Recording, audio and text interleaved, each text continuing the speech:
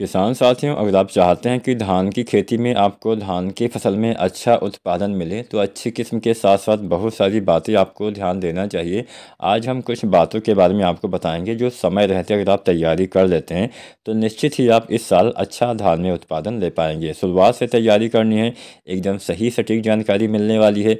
तो आज की ये पूरी वीडियो ज़रूर देखिएगा। जो भी सवाल या सुझाव हो आप कमेंट भी कर सकते हैं। चलिए ज़्यादा समय नहीं लेते हैं, वीडियो स्टार्ट करते हैं। किसान साथियों, धान में अगर आपको अच्छा पैदावार लेना है तो सबसे पहले तो बात वैरायटी पे ही आती है, कौन सी वैरायटी का हम चयन करें। अब वैरायटी तो हज़ारों वैरायटी आपको बाज़ार में देखने को मिल जाएंगी, कुछ अच्छी होती हैं, कुछ कम अच्छी होती हैं। तो आपको ऐसी वैरायटी चुनना है जो आपके लिए बेहतर साबित हो। वैरायटियाँ क्षेत्र के हिसाब से अलग अलग होती हैं, सभी वैरायटी हम सभी जगह पे नहीं लगा पाते हैं। तो अपने क्षेत्र के हिसाब से आप किस्मों का चयन करिए जो आपके क्षेत्र में अच्छा उपज देने की क्षमता रखती हो, जो आपके क्षेत्र के लिए अनुमोदित वैरायटी हो। उसी वैरायटी का आप चयन करेंगे तो ही आपको अच्छा लाभ मिलेगा। हमेशा कोशिश करिए नई वैरायटियाँ लगाइए, क्योंकि जैसे जैसे किस्में पुरानी होती चली जाती हैं बीमारी सहने की क्षमता उसमें कम हो जाती है। जब फसल में बीमारी सहने की क्षमता कम हो जाएगी, उसमें बीमारियों का अटैक ज़्यादा होगा। आप इसको इस तरह से भी समझ सकते हैं कि जैसे छोटा बच्चा जब होता है तो उसमें जो इम्यूनिटी सिस्टम होता है काफ़ी अच्छा होता है, जैसे जैसे बुढ़ापा आता है उसमें रोग प्रतिरोधी क्षमता कम हो जाती है। ठीक उसी तरह से वैरायटियाँ भी होती हैं, जब नई नई वैरायटी आती हैं तो कुछ साल तक उसमें तो अच्छे से बीमारी को सहने वाली क्षमता होती है, लेकिन जैसे जैसे जो किस्में हैं पुरानी होती चली जाती हैं उसमें बीमारियों के प्रति सहनशीलता कम होती चली जाती है, जिससे आपको दवाओं के ऊपर खर्चा ज़्यादा करना पड़ेगा। और जब दवाओं के ऊपर खर्चा करेंगे तो भी बहुत नुकसान होता है। एक तो हम दवाओं के ऊपर खर्चा करेंगे, दूसरा बीमारी हमारी फसल में लग जाएगी तो नुकसान तो होगा ही, भले ही हम दवाओं का इस्तेमाल क्यों ना कर दें, कुछ ना कुछ नुकसान वो बीमारी वो कीट आपको करके ही जाने वाला है। तो नई और उन्नतशील किस्मों का चयन करिए, रोग रोधी किस्मों का चयन करिए।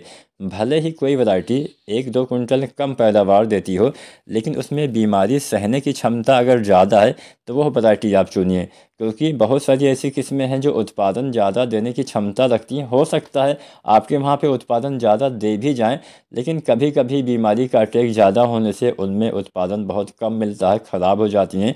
और उस वैरायटी का चयन भी मत करिए जो गिरने के प्रति कम सहनशील हो। कई वैरायटियों की हाइट ज़्यादा होने से फसल गिरने की संभावना भी ज़्यादा रहती है। तो बस अपने क्षेत्र के हिसाब से आपको अच्छे से तैयारी पहले से करना है, कौन सी वैरायटी का आपको चयन करना है। पहला ध्यान वैरायटी के चयन पे करना है, दूसरा ध्यान अच्छे से नर्सरी प्रबंधन पे करना है। सही से आप नर्सरी लगाएंगे, जब आपके पौधे स्वस्थ रहेंगे तो आप अच्छा उत्पादन अवश्य ले पाएंगे। जब पौधे ही स्वस्थ नहीं रहेंगे तो उत्पादन अच्छा कहाँ से मिलेगा। बीमारी से ग्रसित पौधे की रोपाई करेंगे, आपके पौधे में पीलापन पहले से ही दिख रहा है, पतले कमज़ोर पौधे हैं, तो रिकवर होने में ही लंबा समय लग जाएगा, कर ले तो बात की बात है। तो अगर आप स्वस्थ पौधे लगाते हैं तो भी आपको ही फ़ायदा मिलता है। तो कोशिश करिए स्वस्थ पौधे लगाइए, इसके लिए अच्छे से नर्सरी की तैयारी करिए, अच्छे से नर्सरी वाले खेत की तैयारी करिए। जहाँ पे भी आप नर्सरी लगाते हैं हर साल बदल बदल के लगाएंगे तो बेहतर रहेगा। हर साल नहीं बदल सकते हैं, कम से कम 2 साल में एक बार खेत को आपको चेंज कर देना चाहिए। जहाँ पे आप बार बार नर्सरी लगाते हैं वहाँ पे खरपतवार की समस्या ज़्यादा हो जाती है, ये तो आपको पता ही होगा।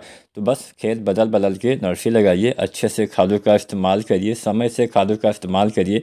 अब खादों के इस्तेमाल के समय हम बहुत सारी गलती करते हैं, हमने इसके ऊपर वीडियो भी बनाया हुआ है कि धान में कौन कौन सी खादों का इस्तेमाल, किन किन वैरायटियों में कौन कौन सी खादों का इस्तेमाल करना चाहिए। वैरायटी के समय के अनुसार खाद की मात्रा भी कम ज़्यादा हो जाती है। अगर मैं बोलूँ कि हाँ 10 किलो खाद डालना है तो 10 किलो सभी वैरायटी में नहीं डालना है, इस बात का भी ध्यान दीजिएगा। जो किस्में जल्दी तैयार होती है उसमें कम खाद लगती है, जो किस्में देर में तैयार होती है उसमें जल्दी की तुलना में ज़्यादा खाद लगती है।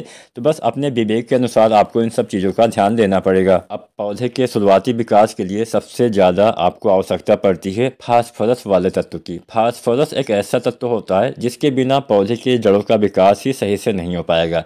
जब फसल में जड़ विकास सही से नहीं होता है तो पौधे का विकास कहाँ से सही से होगा। तो अच्छे जड़ विकास के लिए आपको समय से आपको फास्फोरस वाली खाद का इस्तेमाल करना है। अब फास्फोरस वाली खाद के रूप में हम 2-3 खादों का इस्तेमाल करते हैं। पहला तो डीएपी हो गया जिसमें फास्फोरस पाया जाता है, दूसरा हो गया एनपीके। एनपीके तो बहुत तरह से आते हैं, 12-32-16, 10-26-26, 14-35, 14-20, 20-0-13। तो एनपीके भी आप डालते होंगे या फिर आप जो है एसएसपी भी बहुत सारे किसान साथी इस्तेमाल करते हैं। तो भले खाद कोई भी हो, चाहे एसएसपी हो, चाहे एनपीके हो, चाहे डीएपी हो, आपको इसका इस्तेमाल करने का सही समय पता होना चाहिए। इसका इस्तेमाल धान की फसल में अगर आप करते हैं तो रोपाई से पहले ही कर देना सबसे बेस्ट रहेगा। अंतिम जुताई पर जब आप अपने खेत की तैयारी करते हैं तो उस समय डाल देना बेस्ट रहेगा, या फिर आप रोपाई से पहले इस्तेमाल कर दीजिए। रोपाई से पहले ही आपको फास्फोरस वाली खाद डाल देना है, बाद में डालने से कम लाभ मिलता है। तो इन छोटी छोटी बातों का ध्यान रखिए, आप भी धान में अच्छा उत्पादन ले पाएंगे। धन्यवाद।